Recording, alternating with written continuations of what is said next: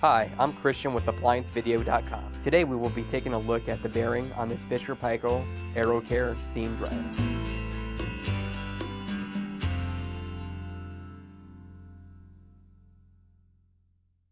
Stop. Before beginning any repair, always be sure to disconnect the power to the appliance.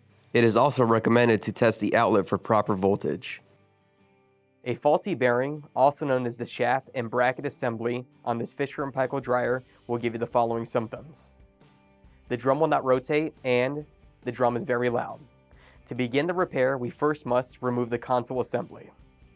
To remove the console assembly, we must first remove the two screws on the back of the console.